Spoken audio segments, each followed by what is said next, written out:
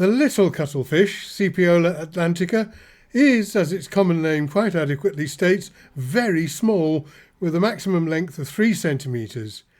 Its coloration signals that this one is feeling comfortable. This is what a little cuttlefish looks like when upset, in this case because a curious human wanted to have a look at it. Rosie is particularly good at spotting and catching these tiny cephalopods and has been able to observe these little cuttles on 3 occasions. Many are no larger than a bumblebee, which they quite resemble as they buzz along in the shallows at low tide. Spotting them is one thing, catching them more of a challenge. This one was deftly scooped up in a large seashell and retained its comfort livery until prodded, angrily darkening in an instant and squirting a tiny plume of ink. Rosie caught this full-size specimen at Ballycall in the Scottish Highlands. It darkened in an instant as it was picked up and stayed that way throughout its photo session. On release, it shot away, hopefully relaxing and changing back to its proper colour pattern, better camouflaged against the shell sand seabed. The differences in its expanded chromatophores, compared with the relaxed specimen, show clearly on its head and fins, while those on its eyes and mantle have coalesced. An important character that differentiates this species from other little ones is the mantle fused to the back of the head. Checking this feature usually requires a lot of prodding, but this picture shows it well without bothering the little cuttle any further.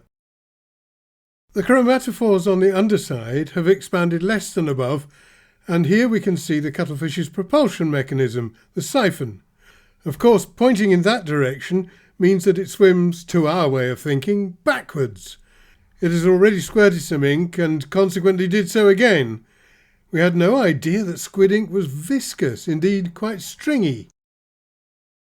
When Rosie once again encountered a tiny sepiola, she followed it calmly with her smartphone in its waterproof casing.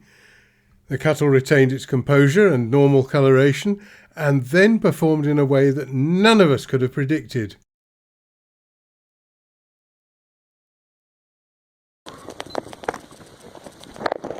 Well, that's his pale background. Yes. Part of the repertoire. Look at those eyes.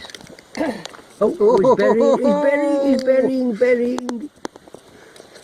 You're not going to get me, you know. Look at that. Hey, are you filming? Oh. Yep. Oh, wonderful. Oh, look at that. Going. He's got his eyes out. Going. Oh, he's wiped his eye. Nearly. Oh, look he's at that. covering himself up. He's pulling. Look at those. Yeah. Look at that. Can you see that, Pat? Yeah. The tentacles coming out and drawing up. Oh, that is just incredible.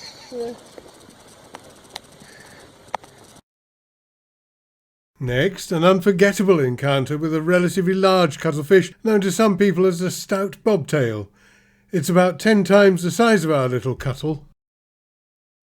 In truth, it found me on the Lochhouse shore at Nosty, attracting my attention by the noise it made as it tried utterly in vain to right itself and get afloat. It was actually lying on its back in a small sand pool, completely abandoned by the tide. In its desperation, it was rounding itself up and then elongating, spitting most of the air from its siphon. It had run out of water, but to no effect. It was doomed to desiccation, or if a passing gull noticed it, to become a meal. Rescue became the priority. Before taking it the 50 or more metres to the sea, I swiftly examined and photographed it, first turning it the right way up. I suppose it was exhausted, and it had darkened in its despair. Here top right is a calm Rossier. It was soon back in the water, but while I was with it, it never lost its panic coloration. However, once back in the loch, it seemed reluctant to leave its rescuer and headed swiftly towards me. It grasped my boot and climbed aboard.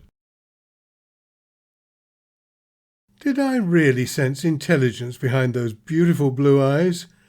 My new friend took quite a bit of persuading to let go, and I had to be firm. Once I'd detached it, I said a reluctant goodbye and hurried away landward. Not a cuttlefish this time, but another of our native cephalopods, the curled octopus Elidone cirrhosa. I was wading at low tide with the water almost trickling over the tops of my wellies when I spotted this marvellous animal. As I took photos, tricky because it's not an underwater camera, it did just as my Rossier friend had done, it clamped onto my welly. It had a mighty grip and was very difficult to dislodge while I was standing on one leg in welly-deep seawater taking amusing photos. But we eventually parted, and I was left with the memory of a remarkable encounter